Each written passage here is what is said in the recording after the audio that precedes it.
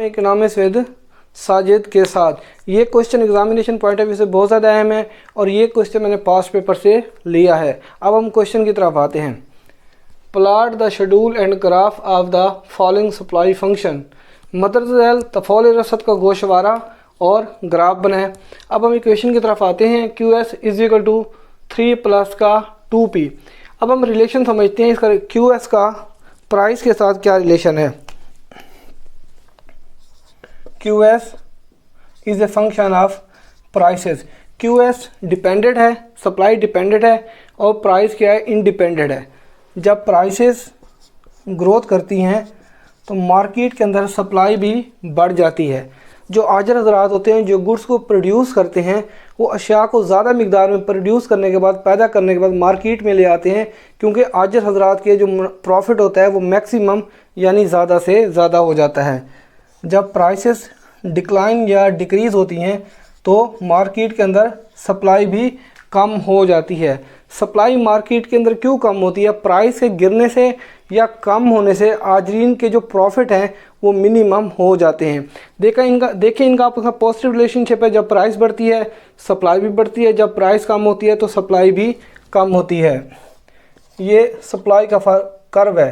Q s is a function of prices. अब हम question की तरफ आते हैं।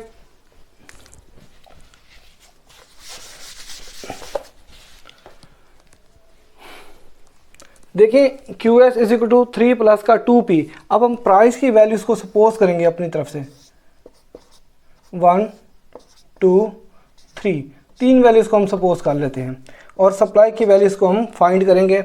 अब प्राइस हमारे पास 1 है, 1 को हम क्या करेंगे, क्यू एस की इक्वेशन में पुट कर देंगे।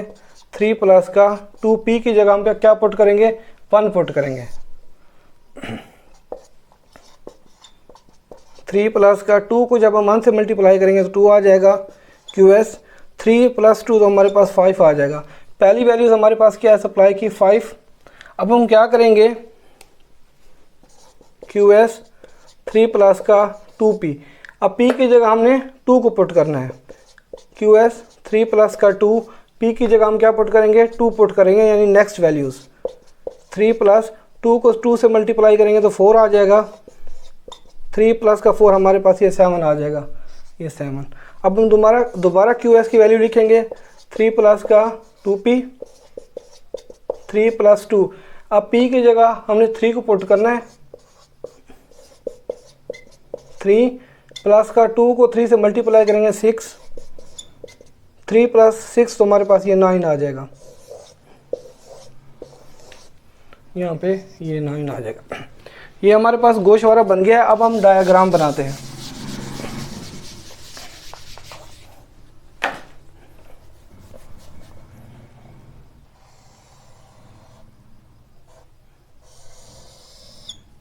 ओ क्यू एस सप्लाई का हम डायग्राम बनाते हैं। यहाँ पे प्राइस हमारे पास क्या है, 1 2 3, 1 2 और 3। कोशिश करनी है ये वाला गैप और ये वाला गैप आपस में बराबर हो, हमारा डायग्राम सही बनेगा। अगर गैप में फ़र्क है, इंटरवल में फ़र्क है, मतलब पहले ज़्यादा है फिर कम है, तो हमारा ग्राफ जो डायग्राम है वो सही नहीं बनेगा। सप्लाई की सबसे बड़ी वैल्यू क्या है, 9। अब हम सपोज करते हैं अपनी तरफ से 2 4 6 8 10 और ये वाले इंटरवल भी बराबर होने चाहिए। अब हम देखते हैं प्राइस हमारे पास 1 है और सप्लाई की वैल्यूज़ क्या है 5। 1 के सामने 5 के ऊपर यानी 4 और 6 के सामने हमने डॉट का निशान लगा देना है। अब प्राइस हमारे पास 2 है, सप्लाई कितनी है 7, यानी 2 के सामने और 7 के ऊपर यानी 6 और 8 के दरमियान हमने निशान लगा देना है। प्राइस हमारी 3 है और सप्लाई कितनी है 9, यानी 3 के सामने 9 के ऊपर यानी 10 और 8 के सामने हमने एक डॉट लगा देना है। अब इन डॉट्स को हमने मिला देना है। ये हमारे पास सप्लाई का Q s is a function of prices S. ये हमारे पास सप्लाई का फंक्शन है। देखिए एक चीज़ मैं बताना भूल गया हूँ, जब प्राइस हमारे पास 1 थी तो सप्लाई हमारे पास 5 थी, जब प्राइस हमारे पास 2 है तो सप्लाई हमारे पास 7 है। मतलब जैसे जैसे प्राइस बढ़ती है वैसे वैसे सप्लाई भी बढ़ती है। अब प्राइस हमारे पास 3 है और सप्लाई क्या है 9 हो गई है, यानी सप्लाई और प्राइस का आपस में पॉजिटिव रिलेशनशिप है।